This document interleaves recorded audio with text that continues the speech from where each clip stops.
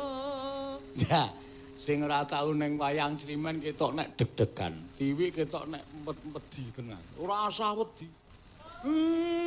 Nang kene iki biasa wae. Nek nyinden kleru dusung cemplungke kalen wetan wilang.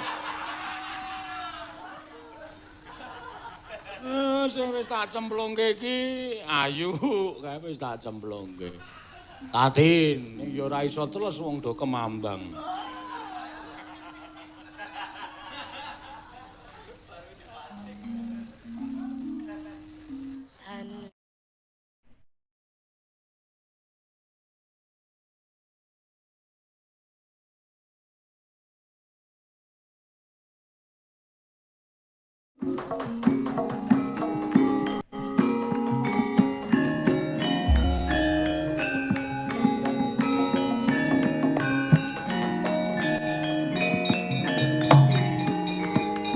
Oh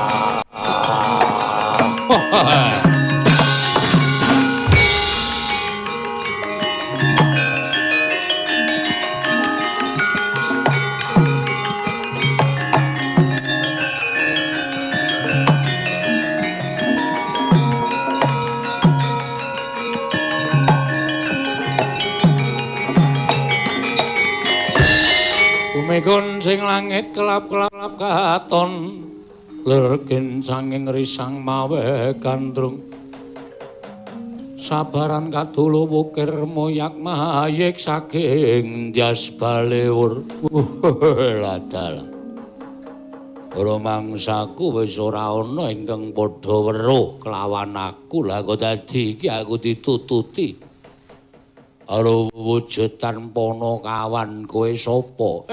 Aku Semar. Kowe mabur ngambah Dirgantara ditutke wujuding bledug ingkang 1000 cacahe. Kuwi apa? Apan aku ditutke kelawan anak-anakku ingkang wujud bledug ingkang datan kasat netra. Kowe sapa? Aku jangkeping dewa nanging ora tau kapitung dadi jangkeping dewa. Dewa? Ya. Dina samengko aku pancen nyebar anak-anakku supaya ngebakya ning jagat gawe cintrakaning para kawula. Wah, ditepungake aku Bathara Corona kakang. Wah!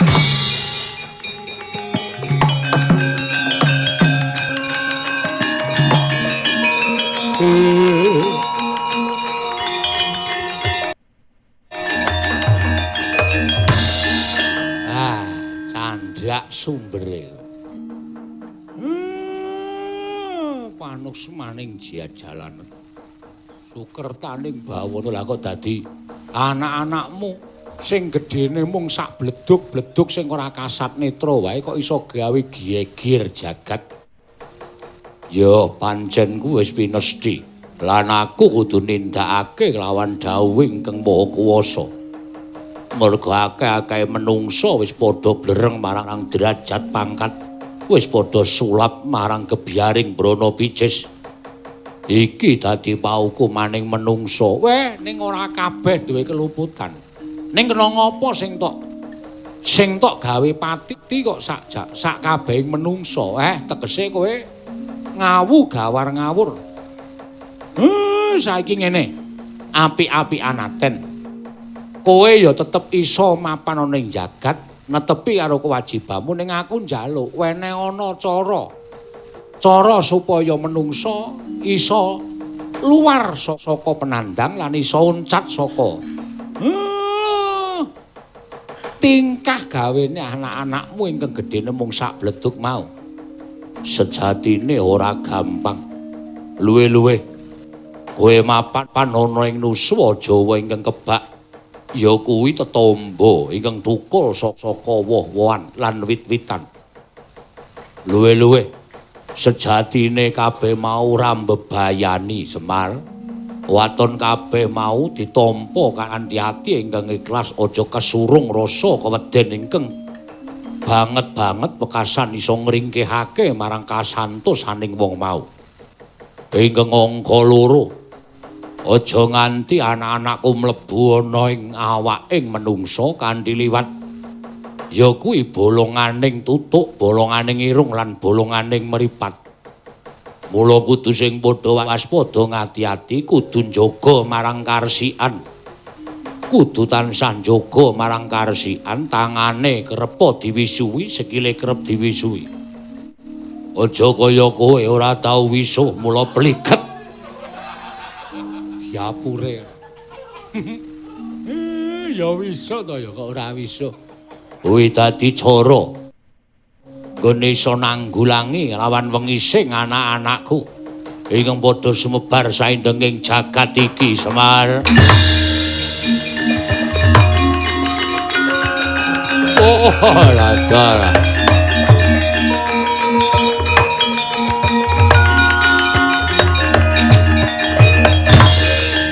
Corona wonten dawuh pun. Jebul kita ingkang gawe geger jagat raya. Saiki ngene, aku wene ana tandha, wene ana wektu lan wanci besok kapan kabeh iki bakal dadi pepadang. Tegese memala sing tok sebar iki bakal kukut saka ing jagat. Aku wene ana tandha. Aku ra iso menehi tandha sarta wektu ingkang winanci. Nanging sesuk mangsa kala wis ditetepake aku bakal sumingkir sak anak-anakku. Ning tak jaluk aja suwe-suwe mesake uripe para kawula. Ya, ora bakal suwe meneh jagat bakal katon padhang. Ngapusi tak goleki nggonmu ya.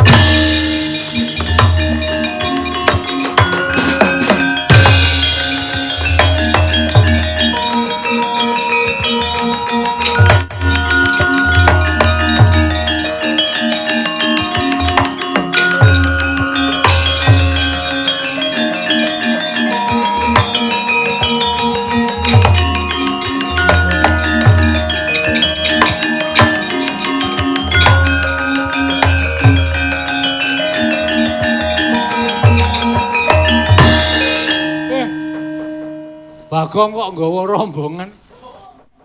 Iki gengku, Pak. Weh. Gengku iki. Aku saiki ketua geng. Jenenge apa? Pom-pom boy. Weh. Ngati-ati Pak saiki gleleng karo aku. Mungsuhku piye? Kancaku piye? Rupane padha kabeh to.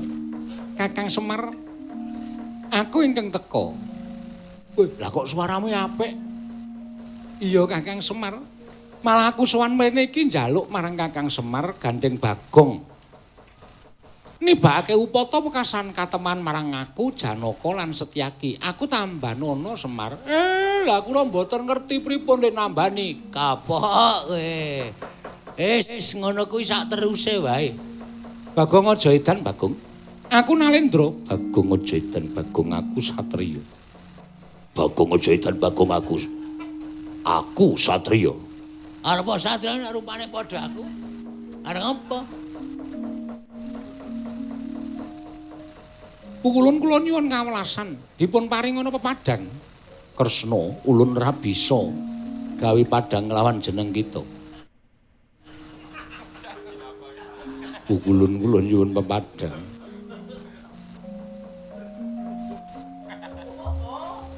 Bocah edan iki. Tok apake? Ora usah melu-melu kle. Mundur. Iki perkaraku. Ora kok Sinundrawati kok rupane padha kowe. Ndara Janaka kok pasuryane kaya kowe Ndara Setia. Iki tok apake? Kowe nganggo aji-aji apa? Ayo. Lha kok nganggo aji-aji apa? Gong ora edan, Gong. Balik kaya wingi uni le. Balikke. Asline aku lek tuku sulapan ki nang nggon wayangan. Oh. Aku ndelok wayang ana wong dodol sulapan, tak praktekke kok mandi. Ayo dibalekke. Balekke piye dong rampung lenyuke woh balekke. Aja edan bangong aku balekno. Iki. Tak drijine dadi tumpangke teng apik-apik kula.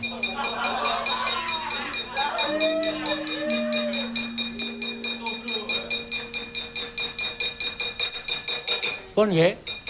Udah siap nggih? Iya. Iya. Mengke nek kula muni gejepit ngoten. Ampun do lunga lho drijine nek sing lunga ora malih. Cinciripit gula batu gejepit.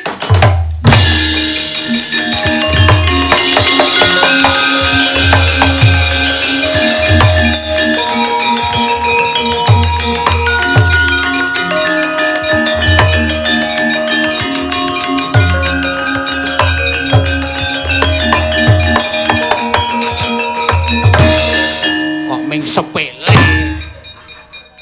Kene le ngemat ke tenan kok ming cinciripit gula batu gejepit. Piye? Gleleng ta ya kuwi. Kuwi donga le tuku nang nggon sulapan. Ora keturan. Menungso kaya ngene kok iso gawe lelakon lho. Bagong mrene ya tak panah ndas. Ya ora entuk dendam. Wong wis rampung masalahe kok dendam ora. Bathara Guru ki bali ora ya? Ya mang takon. Kulon Bathara Guru niku wangsul teng kayangan apa mboten? Ya bali aku tak bali wong ya ora ana kesempatan pamit.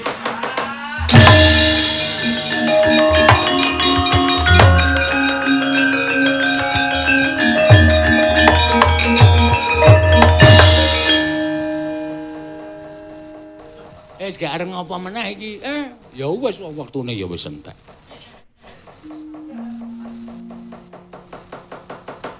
Kurawa disingkirke. Kurawa ngopo? Ora ana sambung rapet karo Kurawa kok. Ngono kuwi. Wong iki nek tergantung karo apa jenenge iki tatanan sing wis ana. Ora ana sambung rapet karo Kurawa. Werkudara, Kurawa singkirke. Ayo mesake li dandan kok ya. Kurawa le dandan ke sore mau metune ming kari dhewe gek ming disipat barat. Sok meneh niku nganggo realis mikirnya realistis. Siang realita ngono lho. Ngetan. Lagi iki lho bendara-bendara di nggo dolanan karo ponokawan. Gentenan biasane ra sampean nggo dolanan kula. Lan iki sampean kula nggih dolanan. Ya wis yen pancen kaya mengkono. Nah, damar mancong Cinopet. Oh, janggut lho, Mir. Lara iki. Senengane kok. Wih.